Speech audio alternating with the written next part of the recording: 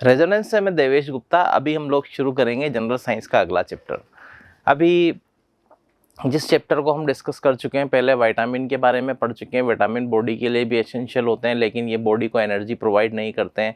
ऐसे ही हार्मोन की बात की जाए तो हार्मोन भी बॉडी को एनर्जी प्रोवाइड नहीं करते हैं, पर बायोकेमिकल प्रोसेस जो बॉडी में है उनके लिए एसेंशियल होते हैं, उनके लिए ज़रूरी होते हैं। इनकी कमी हो जाए, यानी कि हाइपोसीक्रेशन हो हार्मोन्स का, या इनकी अधिकता हो जाए, हाइपर सीक्रेशन हो, दोनों से ही डिसऑर्डर होते हैं। तो हार्मोन्स की जब बात की जाती है तो हार्मोन्स के हाइपो सीक्रेशन का भी डिसऑर्डर होता है और हाइपर सीक्रेशन का भी डिसऑर्डर होता है, जिसके बारे में हम यहाँ पर डिस्कस करेंगे। देखें,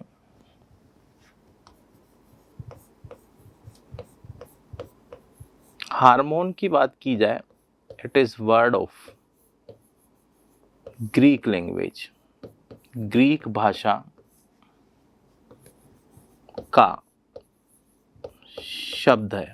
it is word of Greek language. तो हार्मोन किस भाषा का शब्द है? ग्रीक भाषा का शब्द है। और ग्रीक भाषा में इसका जो अर्थ होता है वो होता है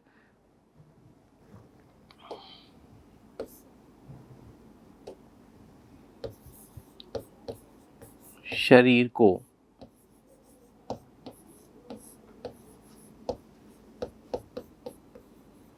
उत्तेजित करने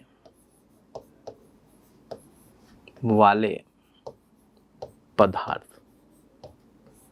तो कुल मिलाकर शरीर को उत्तेजित करने वाले पदार्थ, किसी बायोकेमिकल प्रोसेस को बढ़ा देने वाले पदार्थ, ये क्या कहलाते हैं?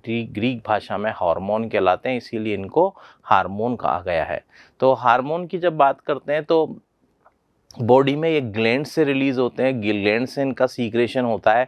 तो देखिए, ग्लैंड्स वो ऑर्गन है बॉडी में जिनके सीक्रेशन न केवल हार्मोन कहलाते हैं, बल्कि ऐसी ग्लैंड्स भी हैं जिनके सीक्रेशन बॉडी में एंजाइम कहलाते हैं। तो दोनों तरह के सीक्रेशंस होते हैं। कुछ ऐसी ग्लैंड्स भी हैं जो बोथ टाइप फंक्शन रखती हैं, एक्सोक्राइन ग्लैंड की तरह और एंडोक्राइन ग्लैंड की तरह, एंजाइम भी रिलीज करती हैं और हार्मोन भी रिलीज करती हैं।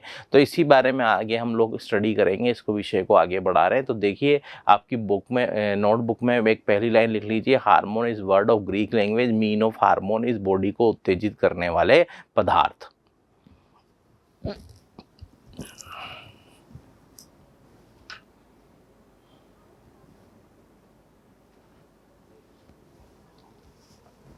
अब देखें, हार्मोन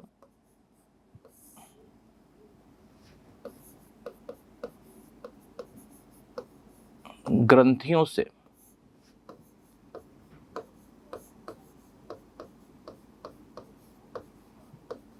स्रावित होते हैं। किससे स्रावित होते हैं? ग्रंथियों से। शरीर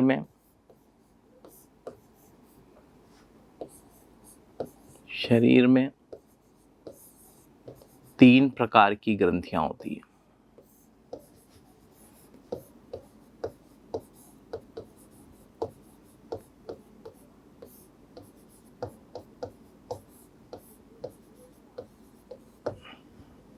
तो मानव शरीर में कितने प्रकार की ग्रंथियां हैं? 3 प्रकार की ग्रंथियां हैं। तो जिन पर हम बात करेंगे, एक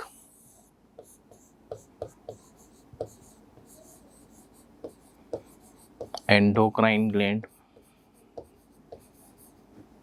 इसे कहा जाता है अंतः स्रावी ग्रंथि।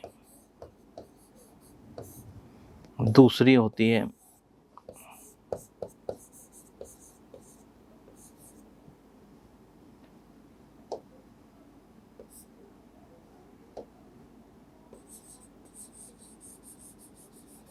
एक्सोक्राइन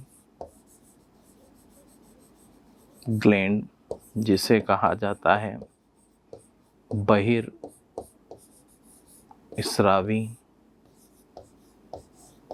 ग्रंथि।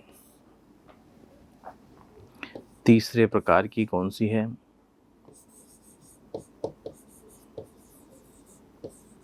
मिक्स्ड ग्लैंड, जिसे कहा जाता है मिश्रित ग्रंथि। तो देखिए शरीर के अंदर कितने प्रकार की ग्रंथियां, 3 प्रकार की ग्रंथियां। एंडोक्राइन ग्लैंड होती है, अंतःस्रावी ग्रंथि होती है, बहिर्स्रावी एक्सोक्राइन ग्लैंड होती है, या उसे सिर्फ हम कहते हैं ग्लैंड। और या फिर तीसरे प्रकार की जो ग्लैंड है वो ग्रंथि है, वो कैसी है, वो मिक्स ग्लैंड होती है, मिश्रित ग्रंथि होती है। तो तीनों के बारे में हम पढ़ेंगे, तीनों का अंतर क्या है, इनके एग्जाम्पल्स क्या है, अच्छे क्वेश्चंस डिस्कस होंगे जो कॉम्पिटिटिव एग्जाम्स में आपकी सक्सेस का बेस बनते हैं। तो उसी को हम लोग आगे बढ़ा रहे हैं विषय को। तीनों नोट कर लीजिए आप।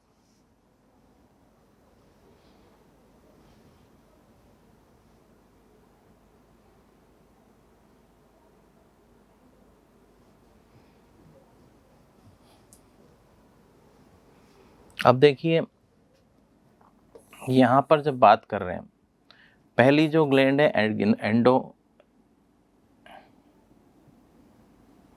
एंडोक्राइन ग्लैंड, मैं सही कर देता हूँ इसको।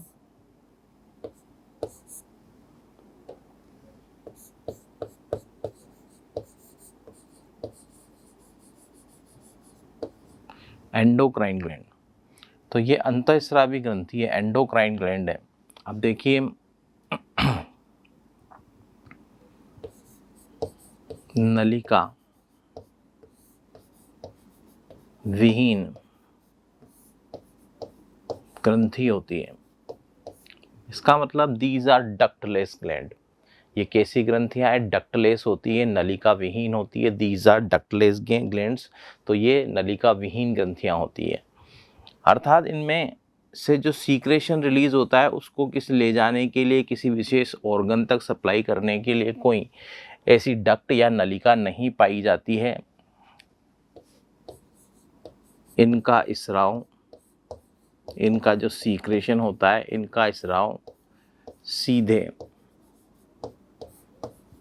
रक्त में मिलता है। तो देखिए जो बॉडी के अंदर ग्लैंड है हमारी, जैसे जो भी ग्लैंड है, फॉर एग्जांपल जैसे हम थायराइड ग्लैंड की बात करें तो उसका जो सीक्रेशन होगा, जो हार्मोन निकलेगा, वो सीधा ही रक्त में मिल जाएगा और रक्त पूरे शरीर में फैला हुआ होता है। तो इस तरह से हार्मोन आपके पूरे शरीर में फैल जाता है। तो कुल मिलाकर बात करें तो हार्मोन की जब बात करते हैं, ये हार्मोन नलिका के माध्यम से नहीं बल्कि नलिका विहीन ग्रंथि से जुड़े हुए होते हैं, और ये हार्मोन सीधे ही रक्त में मिलकर पूरे शरीर में फैल जाते हैं। ऐसी ग्रंथि जो नलिका विहीन ग्रंथि होती है, जिनके सीक्रेशन, जिनका स्राव सीधे ही रक्त में मिला दिया जाता है, इनके इस स्राव को क्या कहा जाता है, इनके इस स्राव को क्या कहा जाता है, ये स्राव इनका कहलाता है हार्मोन कहलाता है। तो हार्मोन का स्राव कौन सी ग्रंथियां करती है, जो एंडोक्राइन ग्लैंड होती हैं वो हार्मोन का सीक्रेशन करती हैं, जो मैंने आपके सामने यहाँ लिखा है। फॉर एग्जाम्पल के लिए अगर थायराइड ग्लैंड की बात की जाए तो थायराइड ग्लैंड, तो यहाँ पर ये भी अंतःस्रावी ग्रंथि है। रोचकता ये है, शरीर की सबसे बड़ी अंतःस्रावी ग्रंथि भी कौन सी है, थायराइड है। तो थायराइड शरीर की सबसे बड़ी अंतःस्रावी ग्रंथि भी है। तो बिगेस्ट या largest endocrine gland of body क्या है, वो कौन सी है, वो आपकी थायराइड है, जो मैंने आपके सामने यहाँ पर नोट किया है। अब देखिए दूसरी ग्लैंड पर जब हम बात कर रहे हैं तो वो कौन सी है, एक्सोक्राइन ग्लैंड। अब एक्सोक्राइन ग्लैंड इनमें नलिका पाई जाती है। तो देखो इनमें डक्ट होती है ना। तो यहाँ पर देखिए जब इनका कोई सीक्रेशन, अगर सीक्रेशन निकल रहा है तो इनकी बॉडी से जो स्राव निकल रहे हैं या सीक्रेशन जो निकल रहा है उसके ट्रांसपोर्टेशन के लिए डक्ट पाई जाती है, नलिका पाई जाती है। मीन्स ऑर्गन और इस ग्लैंड के बीच में कनेक्टर का काम करती है या इनको कनेक्ट करती है। इसका स्राव एक नलिका के माध्यम से किसी विशेष अंग तक सप्लाई होता है। तो कुल मिलाकर के देखेंगे यहाँ पर हम बात कर रहे हैं कि ये ऐसी ग्लैंड्स हैं जिनमें डक्ट होती है, और डक्ट यानी नलिका होती है, और डक्ट डक्ट या नलिका के माध्यम से इनका जो स्राव होता है वो किसी अंग को सप्लाई होता है या किसी ऑर्गन तक सप्लाई किया जाता है, और इनके जो सीक्रेशन होते हैं वो क्या कहलाते हैं, एंजाइम कहलाते हैं। तो कुल मिलाकर यहाँ पर जब बात की जाती है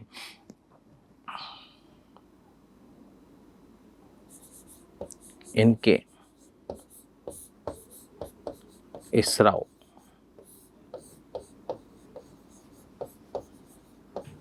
एंजाइम कहलाते हैं, तो इनके सीक्रेशन, इनके स्राव क्या कहलाते हैं, इनके सीक्रेशन एंजाइम कहलाते हैं, जो कि एक्सोक्राइन ग्लैंड होती है या फिर बहिर्स्रावी ग्रंथियां होती है। फॉर एग्जाम्पल के लिए लीवर, यकृत, शरीर की सबसे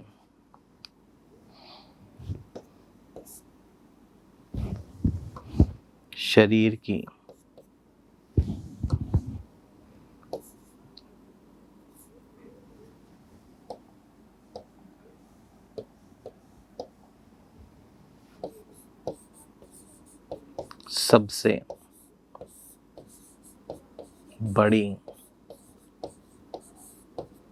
बहिर्स्रावी ग्रंथि है। तो देखें लीवर कैसी सबसे बड़ी ग्रंथि है, किसकी, शरीर की सबसे बड़ी ग्रंथि है, जबकि सबसे बड़ी अंतःस्रावी ग्रंथि कौन सी है, थायराइड ग्रंथि है। तो दोनों में अंतर है। मैंने एक अंतःस्रावी ग्रंथि के बारे में लिखा है जो कि आपकी कौन सी है, थायराइड है, जबकि शरीर की सबसे बड़ी ग्रंथि की बात की जाए तो सबसे बड़ी ग्रंथि कौन सी है, लीवर है। अब देखें ये जो लीवर है इसमें सबसे अधिक पुनरुद्भुदन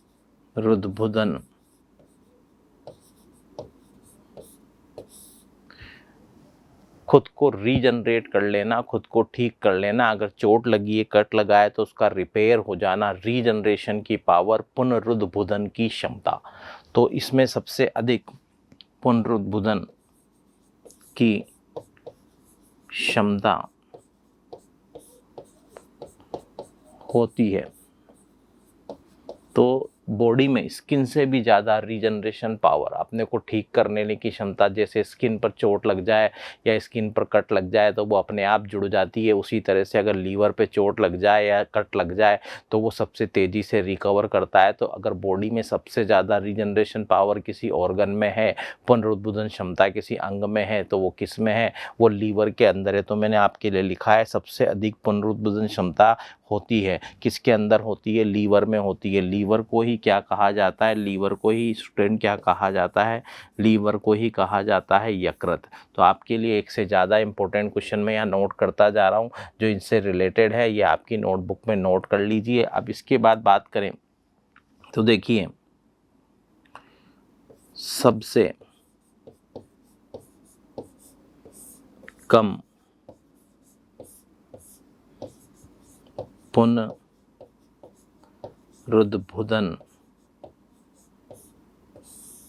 क्षमता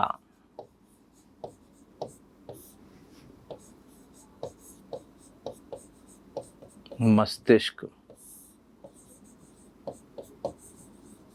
कोशिका में होती है। तो स्टूडेंट एक और रिलेटेड क्वेश्चन आपको मिल गया है, मस्तिष्क की जो कोशिका होती है उसमें सबसे कम पुनरुद्भुदन क्षमता होती है। अगर एक बार चोट लग जाए तो वो अपने को आसानी से ठीक नहीं कर सकती है, चोट लगने पर खुद को रिपेयर नहीं कर पाती है, सबसे कम रीजनरेशन पावर होती है। इसीलिए मस्तिष्क पर अगर चोट लग जाती है तो जो सेल्स, जिस भाग की सेल्स डैमेज हो जाती हैं या इंजर्ड हो जाती हैं वो अपने को रिपेयर नहीं कर पाती हैं। जैसे इसी कारण से याददाश्त का चले जाना, नेत्रों की रोशनी का कम हो जाना, ऐसे सिम्टम वहाँ पर दिखाई देते हैं। तो आपको ये ध्यान रखना है कि मैक्सिमम रीजनरेशन पावर जो खुद को ठीक कर लेने की क्षमता है वो लीवर में होती है स्टूडेंट्स, और जो मिनिमम रीजनरेशन पावर है वो किसके अंदर होती है, minimum regeneration power brain cells में होती है, और ब्रेन सेल्स की कभी डेथ भी नहीं होती है। तो आप सब स्टूडेंट सुने, मस्तिष्क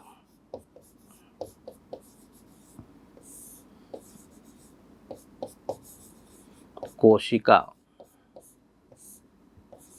की मृत्यु नहीं होती है।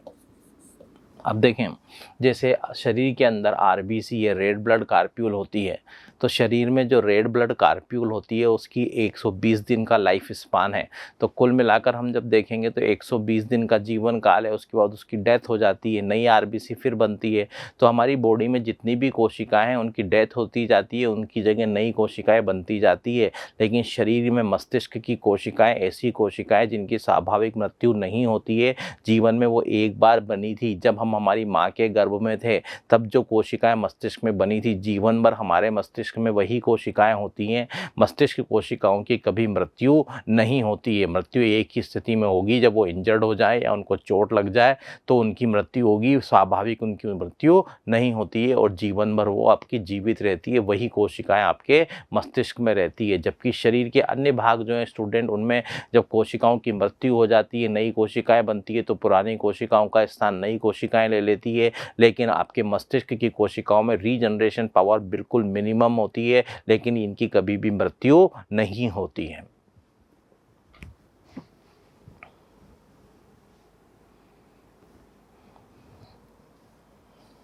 अब देखें किसको पढ़ेंगे, तीसरा टाइप पढ़ेंगे मिक्स्ड ग्लैंड का। मिक्स्ड ग्लैंड, अब देखें मिक्स्ड ग्लैंड को क्या कहते हैं? मिश्रित ग्रंथि दोनों प्रकार से कार्य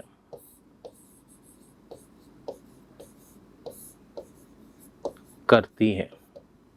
तो मिश्रित ग्रंथियां कैसे प्रकार काम करेगी? दोनों प्रकार से कार्य करेगी, यानी वो एंडोक्राइन की तरह भी कार्य करती है और एक्सोक्राइन की तरह भी काम करती है। तो सीधे सीधे कहें कि इसके जो सीक्रेशन है वो हार्मोन भी सीक्रेशन होता है और एंजाइम भी इससे सीक्रेशन होते हैं।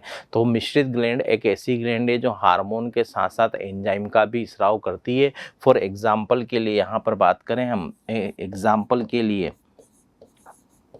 पेन क्रियाज, जिसे हिंदी में अग्नाशय कहते हैं, it is only example of mixed gland in our body. तो अग्नाशय केवल एकमात्र मिश्रित ग्रंथि। तो देखें मानव शरीर में अगर ग्रंथियों की बात की जाए तो जो अग्नाशय है, जो पेनक्रियाज है, वो केवल एकमात्र मिश्रित ग्रंथि का उदाहरण है, जो एक्सो और एंडो दोनों तरह से कार्य करता है। अर्थात इससे न केवल एंजाइम रिलीज होते हैं बल्कि हार्मोन भी रिलीज किए जाते हैं। ये कौन सी ग्रंथि है? पेनक्रियाज। तो अगर आपसे पूछा जाए बॉडी में मिश्रित ग्लैंड का एग्जाम्पल कौन सी ग्लैंड है, इट इज़ ओनली ग्लैंड, ये केवल एक ही ग्रंथि है और वो कौन सी है? पेनक्रियाज है। मैं बोर्ड से हट रहा हूँ, आप जो भी चाहें बोर्ड पर से अपनी नोटबुक में नोट कर लीजिए।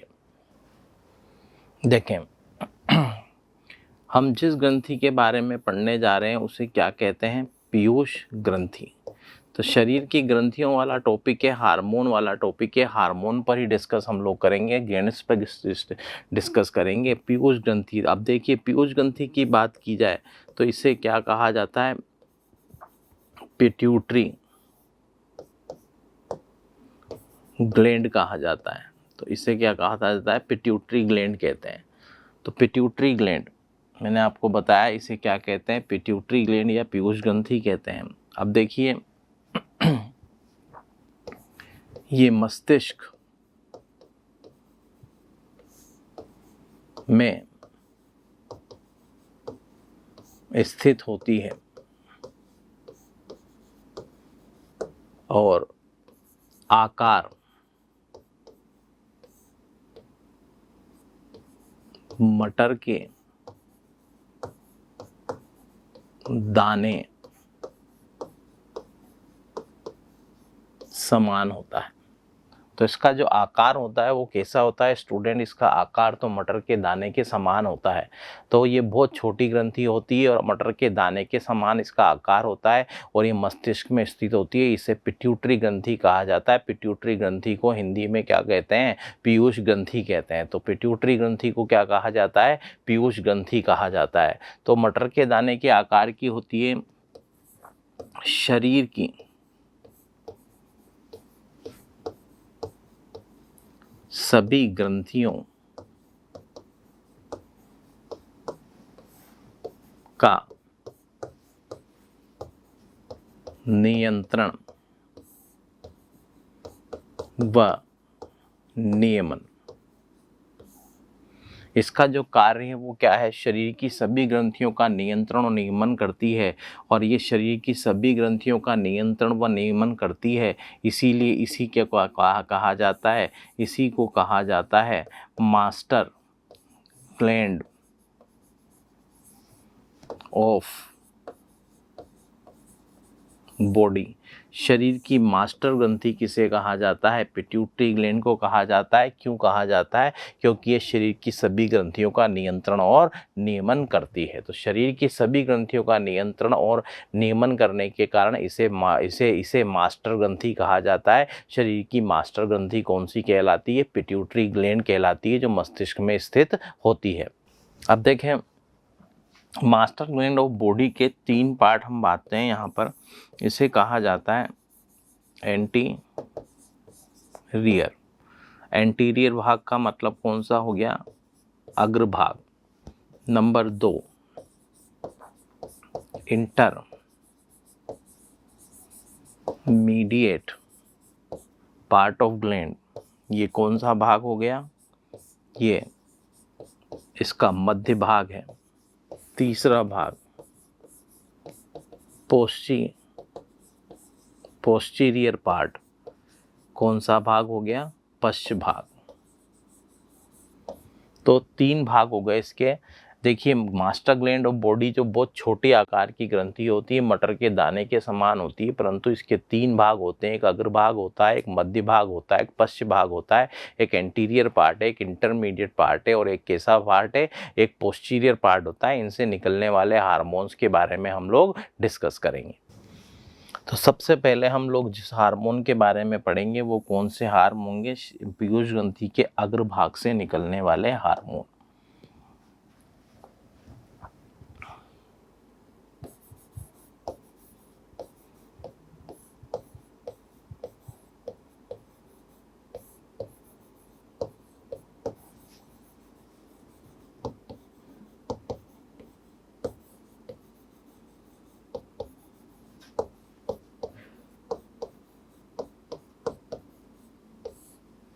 तो पिट्यूटरी ग्लैंड के जो एंटीरियर पार्ट है, जो अग्रभाग है, उससे निकलने वाले जो हार्मोन है वास्तव में हार्मोन नहीं होकर ग्रुप ऑफ हार्मोन है, हार्मोनों के समूह है। जैसे पहली बार बात कर रहे हैं हम लोग, तो इससे जो हार्मोन निकलते हैं वो कहलाते हैं एसटीएच हार्मोन। और दूसरे प्रकार के हार्मोन कौन से कहलाते हैं, जीटीएच हार्मोन। इससे पहले वाले को कहा जाता है सोमेटोट्रोपिक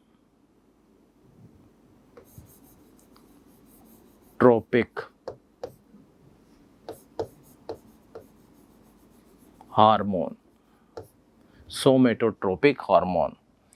और दूसरा ये है गोनेडोट्रोपिक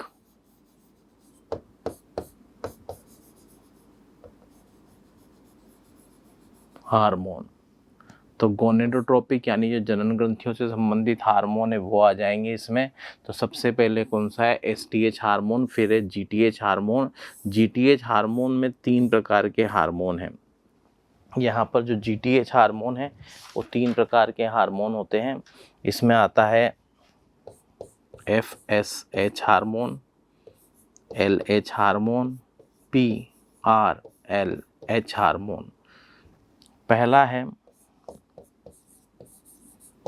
फॉलिकल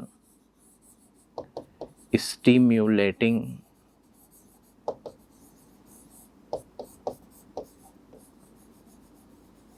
हार्मोन। दूसरा है ल्यूटिनाइजिंग हार्मोन, और तीसरा है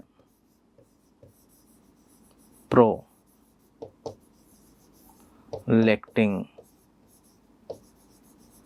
हार्मोन।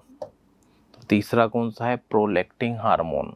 तो तीनों हार्मोन मैंने लिखा दिया है। तीनों हार्मोन किस में आते हैं? जीटीएच में आते हैं। और एक हार्मोन कौन सा है? सोमेटोट्रोपिक हार्मोन।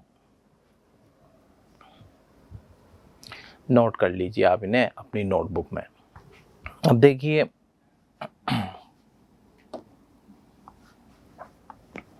पहले हम किस पर बात कर रहे हैं? एसटीएच हार्मोन के ऊपर। अब देखिए, एसटीएच हार्मोन की मान लीजिए जो शरीर की वृद्धि से भी संबंधित होते हैं, ये कुल मिलाकर जब सोमेटोट्रोपिक हार्मोन है, इनकी मान लीजिए चाइल्डहुड है, किसे क्या कहेंगे?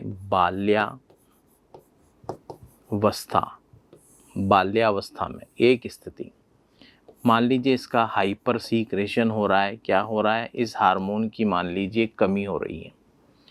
तो यही हार्मोन है, हो सकता है उसकी अधिकता भी हो जाए, अधिकता हो जाए तो फॉर एग्जांपल के लिए इसे तो लिखा जाता है हाइपर सीक्रेशन,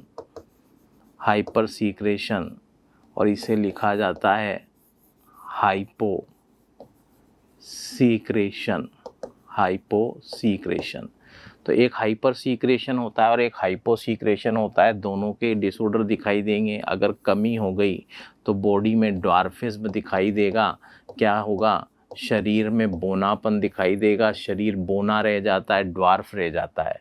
तो अगर मान लीजिए किसी व्यक्ति का शरीर है वो बचपन में इस हार्मोन की कमी से बोना रह गया है, तो इसे क्या कहा जाता है? इसे कहा जाता है एटलियोसिस। तो एटलियोसिस विकार कहा जाता है, इसे एटलियोसिस डिसऑर्डर कहा जाता है। तो मैंने आपके सामने लिखा है बोनापन रह जाए अगर इस हार्मोन की कमी से। तो बाल्यावस्था में अगर ये हार्मोन कम हो जाए तो बताइए क्या लक्षण होते हैं? बोनापन होता है, बोनापन रह जाए, शरीर बोना रह जाता है, ड्वार्फ रह जाता है। और उसके लक्षण क्या होते हैं? एटलियोसिस लक्षण, या उस बीमारी को या उस विकार को क्या कहते हैं? एटलियोसिस कहते हैं। मान लीजिए इसके हार्मोन के सीक्रेशन, हाइपर सीक्रेशन और अधिक बन रहा है, तो ऐसी स्थिति में क्या होगा? ऐसी स्थिति में शरीर की लंबाई बढ़ जाती है, लंबापन बढ़ जाता है। तो शरीर की लंबाई बढ़ जाती है, अधिक लंबाई होती है। इस डिसीज़ को, इस डिसऑर्डर को क्या कहा जाता है? इसे कहा जाता है गिंगेटिज्म कहा जाता है। गिंगेटिज्म कहा जाता है। गिंगेटिज्म यानी कि महाकायता कहा जाता है।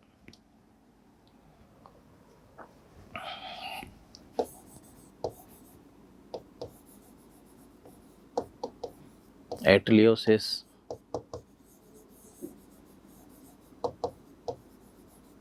गिंगाटिज्म। अब देखिए, एक स्थिति तो ये बनी, एक स्थिति बनी after age of 45 year, 45 year से ज़्यादा एज होने पर, जिसे आप हिंदी में क्या बोलते हैं? इसे तो बोला जाता है हिंदी में तो प्रौढ़ावस्था कहा जाता है। अब प्रौढ़ावस्था में भी इसका हाइपोसीक्रेशन हो सकता है, कमी हो सकती है। तो कुल मिलाकर यहाँ पर कमी भी हो सकती है, और इसके अलावा इसका हाइपर सीक्रेशन भी हो सकता है। क्या हो सकता है? अधिकता भी हो सकती है। अब मान लीजिए इसकी आफ्टर एज ऑफ 45 प्रौढ़ावस्था में इस हार्मोन की कमी हो जाए, हाइपर सीक्रेशन हो, तो क्या हो जाएगा? समय से पहले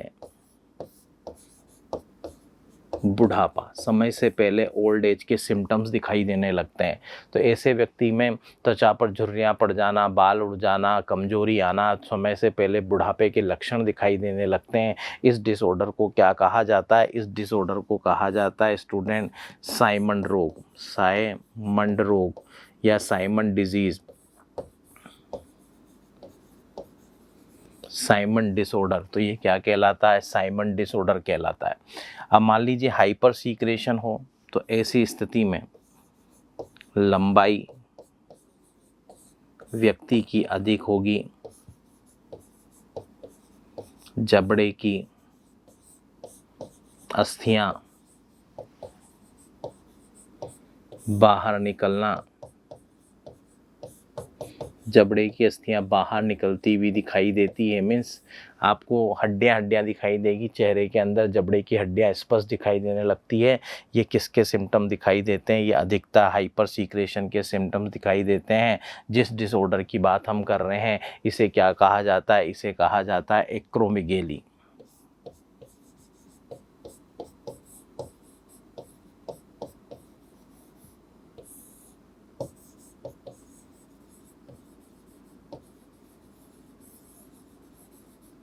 एक्रोमेगेली।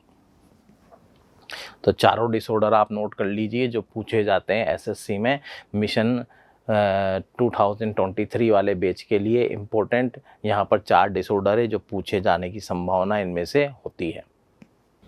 अब देखिए जिस हार्मोन के बारे में बात कर रहे हैं मैंने पहले ही लिख दिया था, जीटीएच हार्मोन। इसे क्या कहा जाता है? गोनेडोट्रोपिक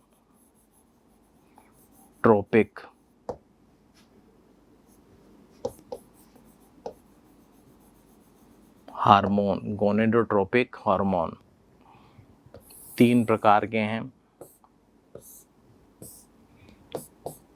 FSH, इसे क्या कहा जाता है? Follicle stimulating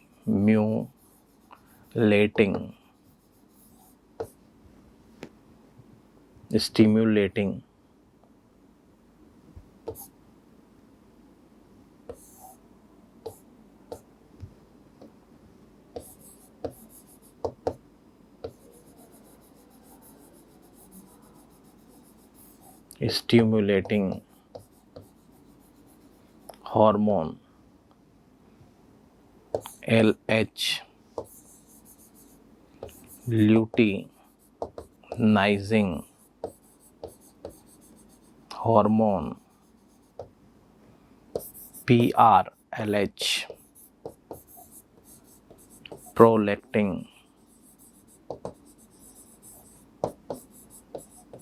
hormone. तो 3 हार्मोनों पर जब बात करते हैं, follicle stimulating hormone FSH, luteinizing hormone है ना, और फिर आएगा प्रोलैक्टिन हार्मोन। तो यहाँ पर फॉलिकल स्टिमुलेटिंग हार्मोन देखें, फॉलिकल से रिलेटेड है। फॉलिकल को क्या कहा जाता है? पुटक कोशिका कहा जाता है। अगर मेल की बात की जाए और यहाँ पर बात की जाए फीमेल की बात की जाए तो कुल मिलाकर के यहाँ पर इस पर मेटोजेनेसिस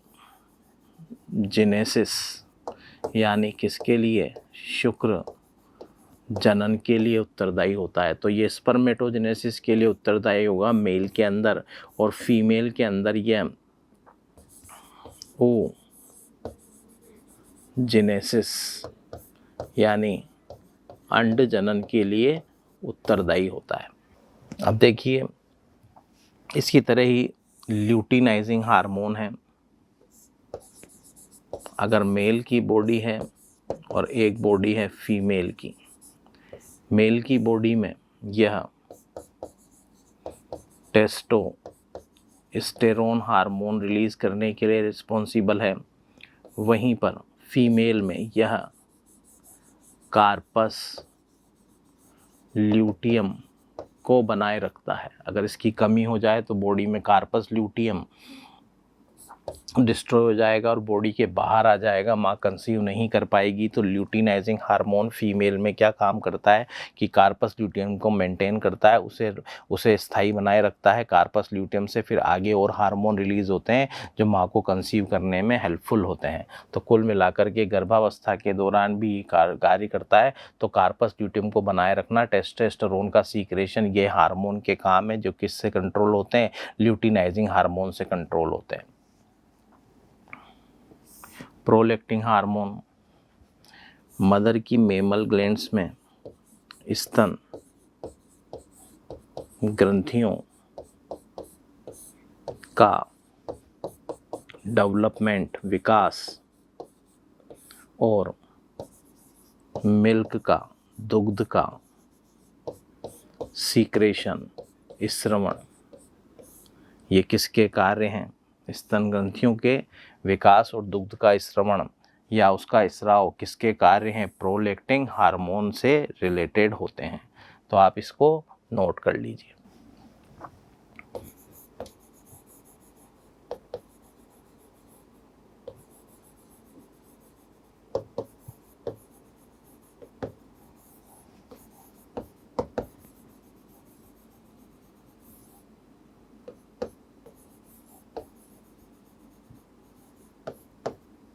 intermediate part of pituitary gland. जो इंटरमीडिएट पार्ट है पिट्यूटरी ग्लैंड की बात की जा रही है, इससे जो हार्मोन रिलीज होता है उसे क्या लिखते हैं, एमएसएच हार्मोन लिखा जाता है। एमएसएच हार्मोन का मतलब क्या है, मेलिनोसाइट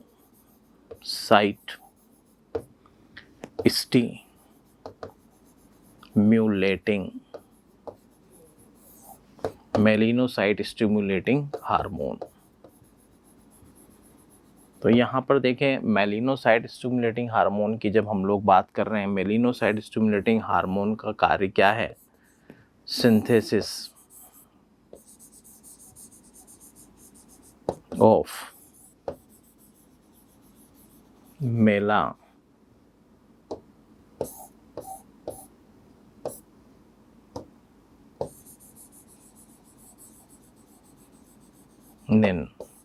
मेलानिन मेलानिन का संश्लेषण करना। तो सिंथेसिस जो आपकी बॉडी में मेलानिन बनता है, ये बॉडी में स्किन के कलर को डार्क बना देता है, ब्लैक कलर बना देता है या काला बना देता है। तो स्किन के ऊपर जो काला रंग होता है वो मेलानिन के कारण होता है। जिन लोगों में मेलानिन अधिक होगा वो अधिक काले पाए जाते हैं। सिंथेसिस ऑफ मेलानिन ये फंक्शन किसका है, मेलिनोसाइट स्टिमुलेटिंग हार्मोन का है। मेलानिन का कंट्रोल और रेगुलेशन कौन करता है, एमएसएच हार्मोन करता है, जो intermediate part of pituitary gland से रिलीज होते हैं। तो intermediate part of pituitary gland की जब बात की जाए तो यहाँ पर देखिए, एक होते हैं स्तनधारी मेमल्स और एक होते हैं पक्षी वर्ग में एवीज में बड़ा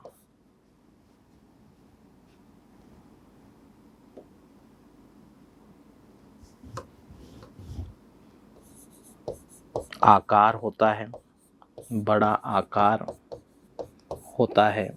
तो देखिए, जो स्टूडेंट्स इंटरमीडिएट पार्ट है पिट्यूटरी ग्लैंड का, उस पिट्यूटरी ग्लैंड का part in respect of mammals and aves, अगर मेमल्स यानी कि स्तनधारियों की तुलना की जाए, जो मानव भी क्या है, स्तनधारी है, जिनके शरीर पर स्तन ग्रंथियां पाई जाए वो क्या कहलाती है, मेमल्स कहलाती हैं, स्तनधारी कहलाते हैं। तो स्तनधारियों की बात की जाए तो मानव स्तनधारी है, मेमल्स में काउंट होता है। तो मेमल्स की बात की जाए तो मेमल्स में जो इंटरमीडिएट पार्ट है पिट्यूटरी का और एवीज यानी पक्षियों में जो इंटरमीडिएट पार्ट है, दोनों को कंपेयर किया जाए तो मेमल्स यानी कि मानव के रेस्पेक्ट में बर्ड्स में यानी पक्षियों में इंटरमीडिएट पार्ट लार्जर साइज का होता है, और जबकि मेमल्स में छोटे साइज का होता है। तो कुल मिलाकर मानव के अंदर जो भी तिल चकते हो जाते हैं मानव में या स्तनधारियों में जो भी तिल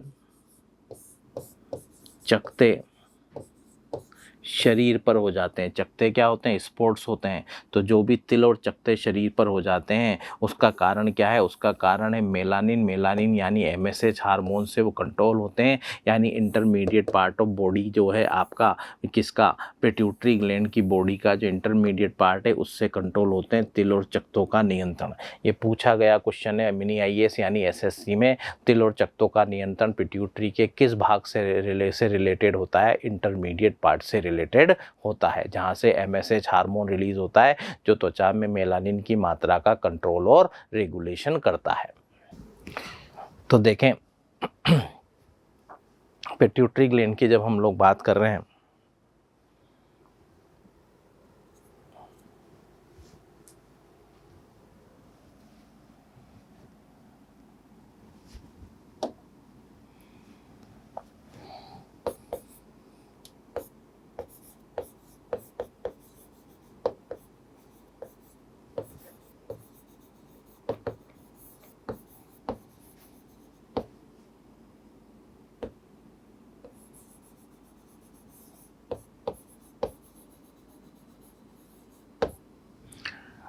posterior part of pituitary gland,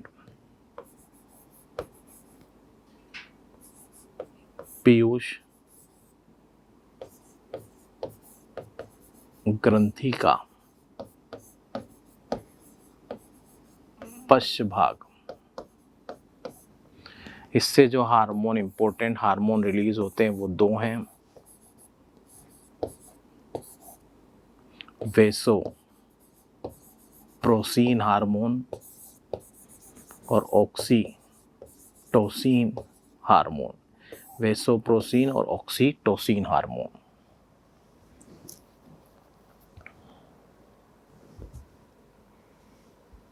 अब देखिए सबसे पहले जो है कौन सा है, वेसोप्रोसिन हार्मोन।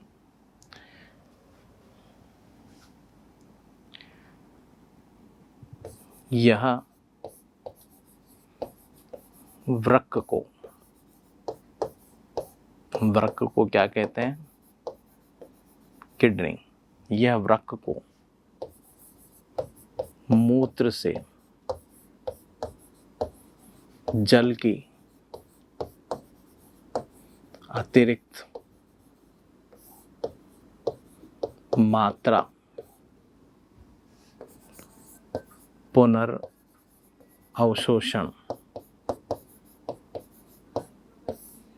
के लिए प्रेरित करता है। तो देखिए ह्यूमन यूरिन में जो वाटर की एडिशनल क्वांटिटी है उसको रीअब्जॉर्ब कर लिया जाए, तो ह्यूमन यूरिन में जो एडिशनल क्वांटिटी अगर बॉडी से बाहर जाने वाली है तो उसको रीअब्जॉर्ब कर लिया जाए, शरीर में रखा जाए, शरीर में भी पानी की कमी ना हो। ये किसका फंक्शन है, वेसोप्रोसिन हार्मोन का फंक्शन है। तो दो हार्मोन मैंने आपके पोस्टीरियर पार्ट से रिलीज होने वाले यहाँ पर लिए हैं जो इंपॉर्टेंट हैं, उनमें एक तो वेसोप्रोसिन है, एक ऑक्सीटोसिन है। वेसोप्रोसिन किडनी को यानी कि वृक्क को प्रेरित करता है कि वो एडिशनल क्वांटिटी बॉडी से बाहर ना जाने दे यूरिन के माध्यम से। फॉर एग्जांपल की अगर बात की जाए, वेसोप्रोसिन का हाइपर सीक्रेशन हो जाए, कमी हो जाए, वेसोप्रोसिन का हाइपर सीक्रेशन हो जाएगा तो जो यूरिन है, मूत्र की बात की जाती है, वो कैसा हो जाएगा, पतला हो जाएगा, क्योंकि एडिशनल क्वांटिटी रीअब्जॉर्ब नहीं होगी तो कमी हो जाएगी, तो यूरिन कैसा हो जाएगा, डाइल्यूट हो जाएगा। जबकि रक्त की बात की जाए तो रक्त कैसा हो जाएगा, कॉन्सनट्रेट हो जाएगा, कैसा हो जाएगा, गाढ़ा हो जाएगा। लेकिन अगर मान लीजिए हाइपर सीक्रेशन हो रहा है, किसकी अधिकता हो रही है, वेसोप्रोसिन हार्मोन की अधिकता हो जाए, तो ऐसी स्थिति में यूरिन कैसा हो जाता है, गाढ़ा हो जाता है। गाढ़ा क्यों हो जाता है, इस हार्मोन की अधिकता हो जाती है, तो अतिरिक्त मात्रा में से बहुत ज़्यादा वाटर को रीअब्जॉर्ब कर लिया जाता है, जिससे यूरिन तो कैसा हो जाता है, कॉन्सनट्रेट हो जाता है, गाढ़ा हो जाता है, और रक्त कैसा हो जाता है, डाइल्यूट हो जाता है, पतला हो जाता है। तो ये कौन से हार्मोन के फंक्शन हैं, ये हार्मोन के फंक्शन है, वेसोप्रोसिन हार्मोन के फंक्शन है, जो मैंने आपको लिखा है, आप इसे नोट कर लीजिए। इसके बाद ये जो दूसरा हार्मोन जिसे ऑक्सीटोसिन हार्मोन कहते हैं, तो मैं थोड़ा सा हटा देता हूँ यहाँ से।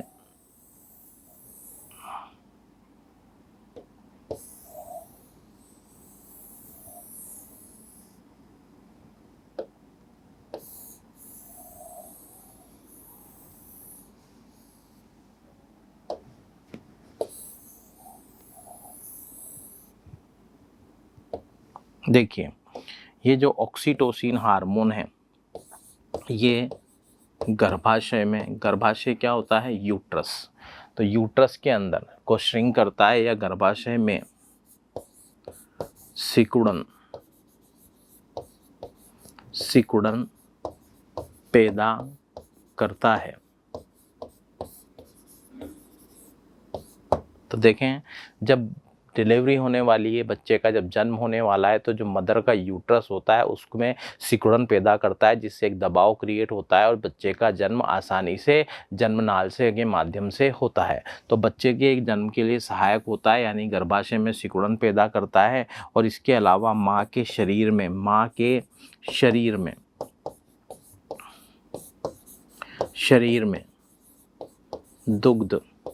दूध का, मिल्क का निर्माण, उसके प्रोडक्शन में, दूध के निर्माण में सहायक होता है। तो दूध के निर्माण में ये सहायक होता है। तो कुल मिलाकर माँ के गर्भाशय में सिकुड़न पैदा करता है और माँ के शरीर में दूध के निर्माण में ये सहायक होता है। ये हार्मोन क्या कहलाता है स्टूडेंट, इस हार्मोन को कहा जाता है ऑक्सीटोसिन हार्मोन। ये हार्मोन कौन सा हार्मोन है, ऑक्सीटोसिन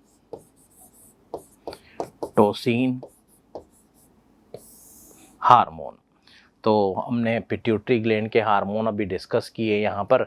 आगे की जो क्लास होगी उसमें आगे के जो हार्मोन है, जो ग्लैंड से दूसरे बचे हैं अभियाल, हम उन पर डिस्कस करेंगे, जो आपकी सक्सेस का बेस बनेंगे। प्रतियोगी परीक्षाओं के लिए आप सभी को बहुत बहुत शुभकामनाएं।